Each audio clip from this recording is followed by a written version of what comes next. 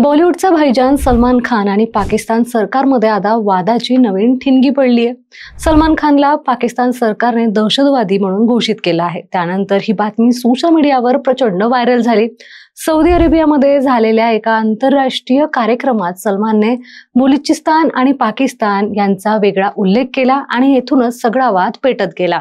येथे बलुचिस्तान आणि अफगाणिस्तान आणि पाकिस्तानचे लोक आहेत या वक्तव्यानंतर नाराज झालेल्या पाकिस्तानच्या शहबाज सरकारने एका अधिकृत अधिसूचना जारी केली आणि सलमानला थेट दहशतवादी म्हणून घोषित केलं।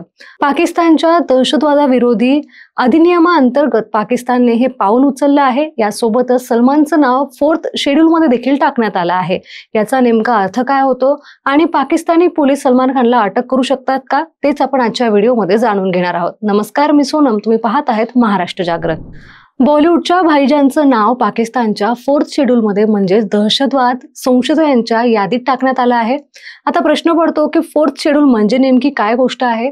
तर मंडळी, पाकिस्तानच्या 1997च्या दहशतवादाविरोधी कायद्यानुसार या यादीत त्याच व्यक्तीची नोंद केली जाते ज्याच्यावर दहशतवादी संघटनांशी संबंध असल्याचा संशय असतो।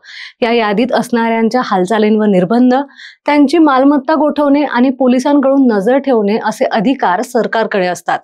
म्हणजेच पाकिस्ताननं सलमान खानचं नाव जर या यादीत टाकलं असेल तर त्याच्या हालचालींवरती आता मर्यादा येऊ शकतात।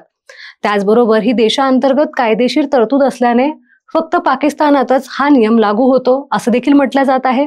पण भारतात त्याचा काहीच परिणाम होणार नाही, कारण भारत आणि पाकिस्तान यांच्यात प्रत्यार्पण करार नाही आहे। म्हणजेच पाकिस्तानला भारतात सलमान विरुद्ध कोणतीही कायदेशीर कारवाई करता येणार नाही। आता राहिला प्रश्न, पाकिस्तानी पोलीस सलमान खानला अटक करू शकतात का, तर तेही सांगते। प्रत्येक देशाचे कायदे वेगळे असतात, त्यामुळे पाकिस्तानी कायदा अंमलबजावणी संस्थांना भारतात कोणतेही अधिकार क्षेत्र नाही आहेत। त्यामुळे पाकिस्तानमध्ये सलमानला दहशतवादी घोषित केल्यानंतरही त्यांना भारतीय हद्दीत त्याच्या विरुद्ध कारवाई करण्याचा कोणताही अधिकार नाही। जरी पाकिस्तानने सलमान विरुद्ध कोणतीही कायदेशीर कारवाई केली तरी त्याला प्रत्यार्पण करार किंवा परस्पर कायदेशीर सहाय्य करायची मदत घ्यावी लागणार आहे। परंतु भारत आणि पाकिस्तानमध्ये कोणताही प्रत्यार्पण करार झालेला नाही, त्यामुळे या दोन्ही देशांमधील संबंध जवळपास अशक्यच आहे। फक्त इंटरपोल सारख्या आंतरराष्ट्रीय संस्थेद्वारे अशा अटक आणि कारवाया होणं शक्य आहे, पण त्यासाठी ठोस पुरावे आणि गंभीर गुन्ह्यांचे स्वरूप आवश्यक असतं। पाकिस्तानने सलमानला जरी दहशतवादी म्हणून घोषित केलं असलं तरी ही कारवाई ही त्याच्या वक्तव्यावर आधारित आहे, कोणत्याही गुन्हेगारी कृत्यावर नाही। आता इथे एक मोठा ट्विस्ट देखील आहे। ही जी अधिकृत सूचना सोशल मीडियावर फिरते ती पाकिस्तानच्या सरकारी अधिकृत वेबसाईटवर उपलब्ध नाही।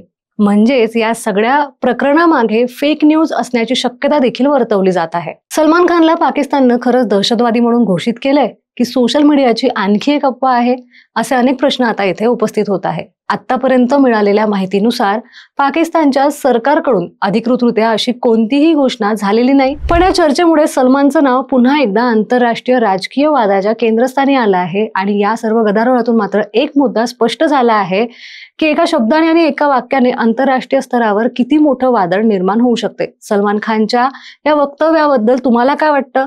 खरंच ही अफवा आहे की पाकिस्तानची कोणती नवीन राजकीय खेळी? तुमचं मत काय आहे आम्हाला कमेंट बॉक्समध्ये नक्की सांगा।